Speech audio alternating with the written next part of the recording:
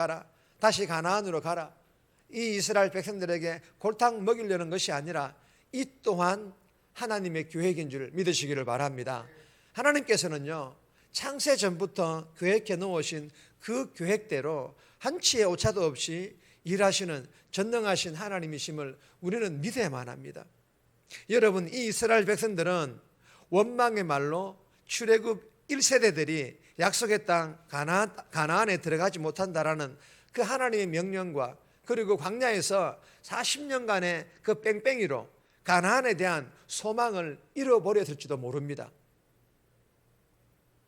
그러나 여러분, 하나님의 계획은요, 멈추지 않습니다. 출애굽 1세대가 다 죽었다고 해서, 광야에서 이스라엘 백성들이 40년간 뺑뺑이를 돌았다고 해서 약속의 땅 가나안을 향한 하나님의 여정, 하나님의 계획은요, 단 한 번도 멈춰지지 않았음을 믿으시기를 바랍니다. 여러분, 이 이스라엘 백성들에게 광야는요, 소망이 없는 땅이었겠지만, 하나님의 심판이 임한 절망의 종착점이었겠지만, 하나님에게는 새로운 출발을 알리는 소망의 땅이었고 하나님의 능력을 경험하는 그런 땅이었음을 예수 믿는 저와 여러분들은, 오늘 이 본문을 대하는 저와 여러분들은 믿어야 될 줄 믿으시기를 바랍니다. 그렇기 때문에 이스라엘 백성들이 어디를 봐야 됩니까? 소망 없는 그 광야를 바라보라는 게 아니에요. 어디를 바라봐야 됩니까? 이 하나님을 바라봐야 되는 거예요. 하나님을 바라보고 광야를 건너가야만 되는 것입니다. 그래야만 하나님께서 새로운 출발을 알리는 그 소망의 땅이라는 것을, 그 땅 가운데서 하나님의 능력을 경험하는 것을 그들은 보게 되고 원망하지 않게 되는 것입니다. 사랑하는 여러분, 새해를 맞이하며 신년 특별 새벽 기도의 3일차에 저와 여러분들 주시는 하나님의 교훈입니다.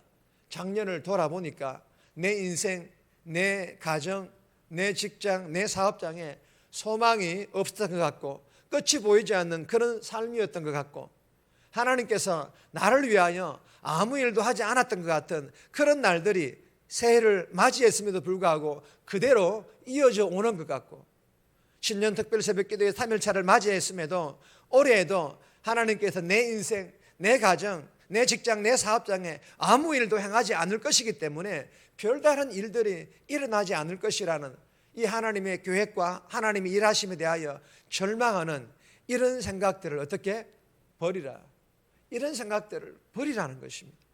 하나님께서는 저와 여러분들의 인생, 가정, 직장, 사업장에 대하여 작년에도 변함없이 개입하셨고 인도하셨음을 믿으시기를 바랍니다.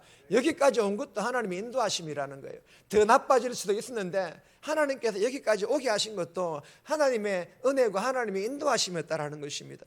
여러분, 광야에서의 이 이스라엘 백성들을 한번 보세요. 약속의 땅 가나안 땅을 향한 행보가 지체되고 지연되고 돌아가는 듯 보였어도 그 광야에서 40년간이나 무엇을 먹었습니까? 만나와 메추라기를 먹었습니다. 반석에서 물이 터져 나오는 것을 경험하며 생수를 마셨습니다. 불기둥으로 구름기둥으로 지켜주심을 그들은 경험하지 않았습니까? 그럼에도 원망의 말만 쏟아내었던 이 이스라엘 백성들, 여러분 꼭 내 인생을 보는 듯 하지 않습니까? 새해를 맞이하며 이렇게 새벽을 깨워가며 우리가 기도하는 이유가 무엇입니까? 다시 한 번 더 회복하기 위해서이지 않습니까? 다시 한 번 더 하나님만을 붙들고 싶어서이지 않습니까? 이 새벽에 하나님께서 내 인생, 내 가정, 내 직장, 내 사업장에 아무 일도 행하지 않는 것처럼 느껴질지라도 그것은 연약한 내 믿음으로 인한 느낌일 뿐, 하나님께서는 지금도 변함없이 내 가정, 내 인생, 내 직장, 내 사업장에 개입하셔서 일하고 계심을 확신하게 하여 주시옵소서. 분명 나의 때가 아닌 하나님 때가 있음을 믿고 그 때를 기다리며 간절하게 기도합니다라고 이 새벽에 저와 여러분들이 주님 앞에 기도할 수 있기를 주님의 이름으로 소망합니다. 그리고 2024년 오늘 하루도 이 새벽에 묵상한 하나님 말씀을 붙들고 하나님과 함께 동행하며 내 삶에서 일하실 하나님의 역사하심을 기대하는 그런 복된 삶 저와 여러분들이 살아갈 수 있기를 주님의 이름으로 축복합니다. 두 번 주시는 교훈입니다. 불순종의 결과를 기억하라. 불순종의 결과를 기억해야 할 것을 우리에게 교훈합니다.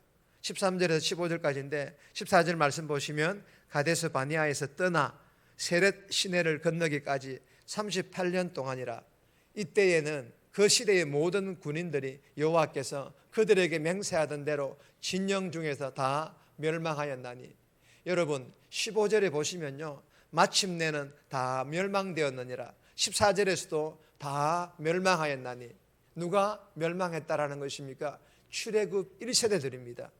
하나님을 믿는 출애굽 1세대들이 다 멸망, 다 죽었습니다. 여러분 왜 출애굽 1세대들이 다 멸망한 것입니까? 왜 다 죽은 것입니까? 모세를 향한 불신과 불순종 그리고 원망 때문이었습니다. 그러나 이것은 눈에 보이는 것이고 출애굽 1세대들의 그 마음속에는 출애굽의 근원이신, 출애굽을 인도해내신 하나님을 향한 불신과 불순종 그리고 원망이 그들에게 가득 차 있었습니다. 그리고 하나님께서는 이들의 불신과 불순종 그리고 원망하는 말들에 대하여 선포하셨습니다. 너희들은 약속의 땅 가나안에 들어가지 못하고 광야에서 다 죽을 것이라고 말입니다.